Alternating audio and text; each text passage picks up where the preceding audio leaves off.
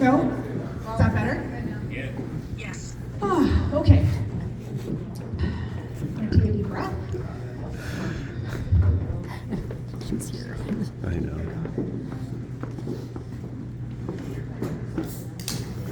I was gonna say we should have almost had our There's pockets in my dress for Kleenexes, so I'm well prepared. I planned this well. I'm recording. Thank you, Uncle Luke, for getting up and speaking first. I appreciate the perspective. I was really hoping that somebody would speak because I wrote what I have to say from my granddaughter's perspective, but I really appreciate hearing the history and what Papa was like in his younger years. Thank you for that. So, yeah, this is a lot harder than I think. I'm going to read something I actually put on Facebook the other day because it really just sums up what I want to say. I could go on for hours. For those that don't know me, my name is Christa. I am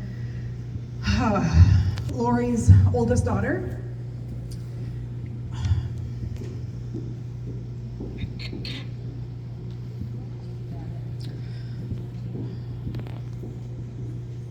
I had the immense pleasure of being able to grow up within a couple miles of Pop and Ground's farm.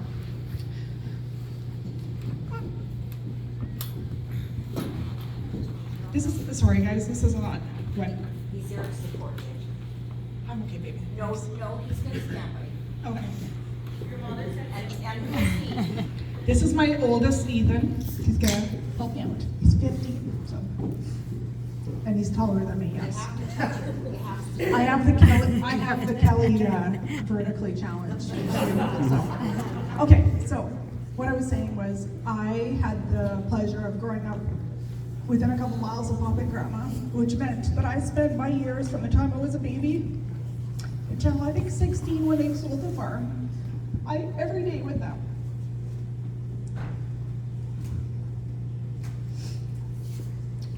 There really is no perfect words to say to sum up a man who means so much to so many people. It became clear to me a few days ago that Papa would have just done it just like this. He wouldn't have had anything written down. He wouldn't have anything planned. He would have just said what he felt that day, and he would have said it with a smile, and he would have cracked a joke at the end. You're probably not going to get a joke from me because, as my kids all say, it's not pretty. I didn't have that gift, but I will say a couple words about him. These memories, what I was also going to say is, how these words come out doesn't matter, and I want to encourage you all today, if you come up and want to speak on the mic, to do it in that same Papa fashion. Papa, Don, whoever he was to you, Grandpa, he would have wanted us to come in here and have a great time. And so if you feel inclined to share a memory or a joke or a message today, please know that it doesn't have to be perfect or rehearsed. He just would want you to share and have a great time tonight. I also want to mention about the Post-it notes.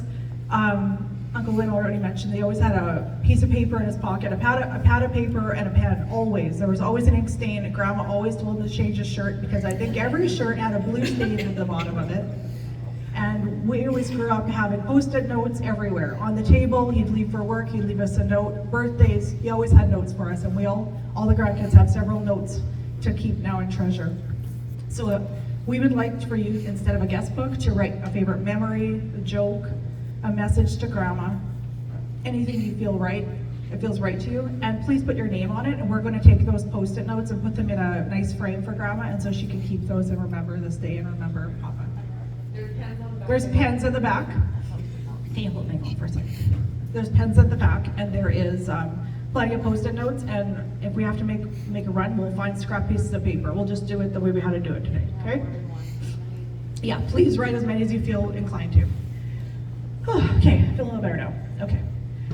So, Don Kelly was a man who lived his life full of passion, full of love for his bride, my grandmother, Audrey, as well as for his family, and the numerous others he called friends. He wasn't just my grandfather, he was my friend, my hero, my person. He was my papa.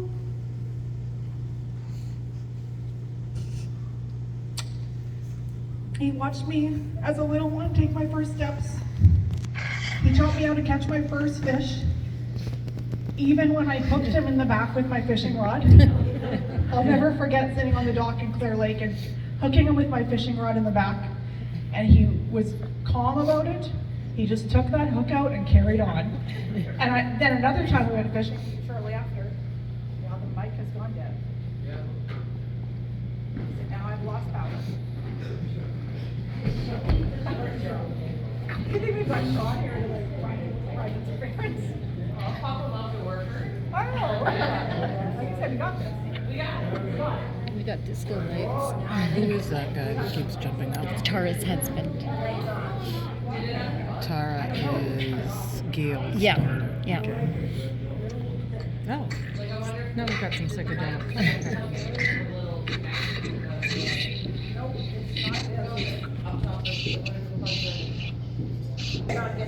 So he watched me take my first steps. He taught me how to catch my first fish.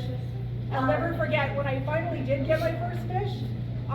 He lost it because it was a big one, and I was so mad at him. I said I would never go fishing again. And I remember him telling that story. I think at my wedding, and I still went fishing with him. But man, I was mad at him that day. It was my fish. He lost it. He was always loving and patient. We'll just keep going. It was never. It's working. Okay, good man. Got it now? Hello? Is it working? Is it working? No. It's working. Hello? Yeah. Is that better? Yeah, talk a little more directly into There you I go. can, oh, there we go. Cool. It was him who taught me how to crack my first egg. He told me not to, but if he turned his back, I went quickly cracked an egg anyways, over his island in the farm. He's the one that taught me to enjoy a fresh slice of raw onion on my grilled cheese sandwich. And he was the first person to teach me how to pluck a chicken when he was butchering. And as weird as it is, the smell of butchering chickens, I still like to this day because of that. Weird, I know. He was there every day of my life, and never too busy to tell me a story, leave me a note on the table with the words, "Love Papa, XO, XO." Whether it was a ride in the tractor, lunch in the field leaning against the tractor tire that Grandma and I had brought to the field, or a quick nap together after a meal, because Papa always had a nap after a meal, always. Doesn't matter if he was in the parking lot at Walmart, or hanging out by the fire, or on the couch, he had a nap. Outside the casino while Grandma's in there gambling, he had a nap in the van. Like everybody, he knew he had to have his cat nap. under the tractor. Under the tractor, yes. Yeah, probably not very safe looking back on that one, but hey, we'll go with it. There was always an opportunity to have that, spend that time relaxing after a meal. And he really showed me the value of hard work and a day well spent. He was always there for me. It was in my adult years when I realized just how much he had impacted the way I lived my life. Because of the way he loved Grandma, I understand what it takes to have a strong and healthy marriage built on truth, dedication, tenacity, and unconditional love. He's cherished her my whole life and showed her what it meant to have a great family marriage, with a great family. In the recent years, he took on the caregiver role of helping Grandma who has Alzheimer's. The last few years, he has been exceptionally devoted to her, ensuring she has had everything she could ever ask for and more. Even in his final days, he had a peace about him, because I think he knew that we would take care of Grandma and our family would keep the traditions that we have alive. Because of the way he showed up for her, for myself, and for many others, most of us, all of us in this room, and many, many more, it showed me how to show up for people. It shows me how to show up for family and friends. Speaking of friends, it was him that taught me strangers are just friends you haven't met yet. I meet people all the time in the grocery store, in the lineup, wherever I am. I'm always talking to somebody. Ask my kids, they don't go anywhere with me because it's always an hour trip to go get milk. And they're like, how do you know those people? I'm like, because I just want to talk to everybody. And I didn't realize till I was an adult that that counts for him. There was never an outing where you didn't stop and make a friend. Or invite him over for a meal. Or try to give him something, some kind of food, right? My gift of gab and my love of people is from watching the way he lived his life. And that's something I'll always be grateful for. I could really go on and on forever. The memories I have fill my heart a million times over. I have a list of small little memories I made the other day, and I just think it's 40 long. But he was a man that will be remembered by many and missed. He left a lasting impression on each of us. He taught me everything other than how to live without him. So, and the last thing I said to him in the hospital when I saw him the last time was that I said, I love you, Papa, and he said, I'll see you later. So, I'll see you later, Papa. Love you.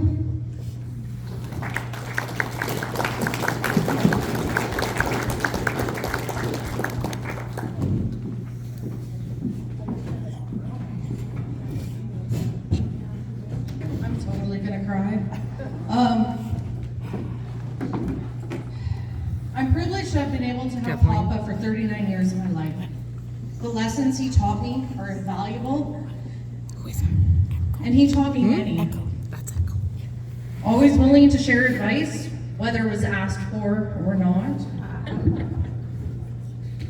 I go back and forth because work hard and find pride in your accomplishments. You're never too old to sit on Papa's lap. Help people without expecting anything in return. Love unconditionally. Family is always a blessing and never a burden. Onions make everything better. Buy butter on sale and lots of it. Gather and make memories. Be yourself, be genuine, and a fire is always needed. He was one of a kind, a magnetic personality that drew people in so he could share one of his many stories. My love of food and subsequent career choice as a chef has deep ties to childhood memories with Papa and Grandma. The smell of turkey brings me back to large family gatherings at the farm. As Papa would say, the cheapest way to feed a crowd is with a turkey. He knew how to stretch $1 and ensure there was more than enough in case an unexpected but always welcome friend or family member popped in. Always a blessing and never a burden. Words he really lived by.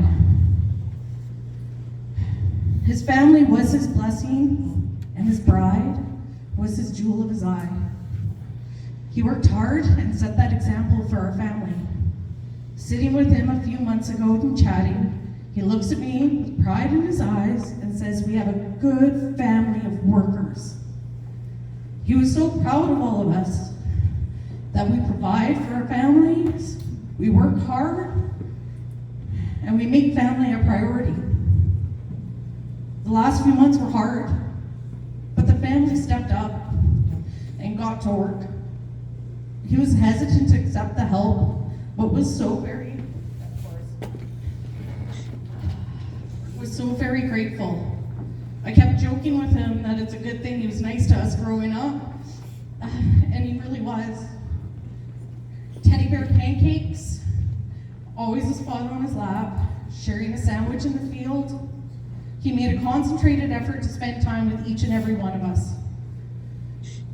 He boasted about us to anyone that would listen. He had a favorite story to tell for each and every one of us, and he shared them with anyone that would listen, no matter how embarrassing they were, and mine is probably the worst.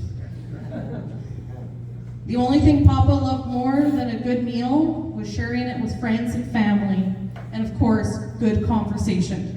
So we welcome you to come and eat. We just have a couple more things to set up, and please have a meal, chat, come up to the mic, tell a story about Papa. know there is so many. He was a character for sure, and so loved by all of us. So thank you all for coming, and we will have it all out in a minute. Jesse's gonna go up, sorry. Yep, we're all gonna do this mic too. It's just good.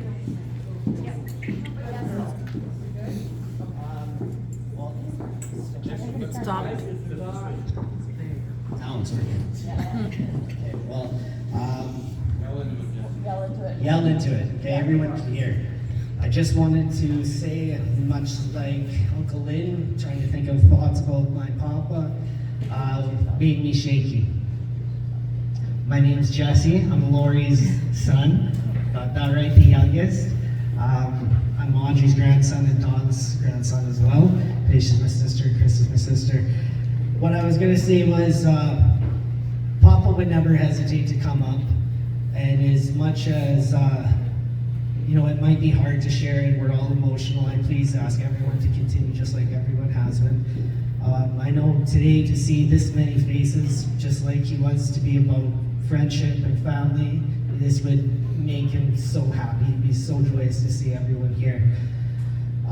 Just like Christa and everyone echo that they've spoken, I've had the same memories under the tractor, See, he's basically my dad. He stepped up when my dad wasn't there, so I think of him in that way. If I could say anything else, just like Christa and Echo said, Audrey, his wife, is by far the one he had the most love for. If you can do it like that, have more love for certain family members, but he knows that Grandma's in good care, and we're all gonna carry on loving Grandma and loving each other. Like I said, the thoughts made me shaky, so something my sister found was a poem that was within his belongings, and I'd like to share that with you. I feel that it really sums up the man my papa was. So in honor to Don Kelly, this poem is called Don't Quit. When things go wrong, as they sometimes will, when the road you are trudging seems all uphill, when the funds are low and the debts are high, and you want to smile, but you have to sigh. When the care is pressing you down a bit, rest if you must, but don't you quit. Life is queer with its twists and turns, as every one of us sometimes learns, and many a fellow turns about when he may have won had he stuck it out. Don't give up, though the pace seems slow, you may succeed with another blow. Often the goal is nearer than it seems to a faint and faltering man. Often the struggler has given up when he might have captured the victor's cup. And he learned too late when the night had came down how close he was to the golden crown. Success is failure turned inside out, the silver lining of the clouds of doubt. And you never can tell how close you are, it may be near when it seems afar. So stick it to the fight when your heart is hit. It's when you see the worst that you must not quit. Thank you.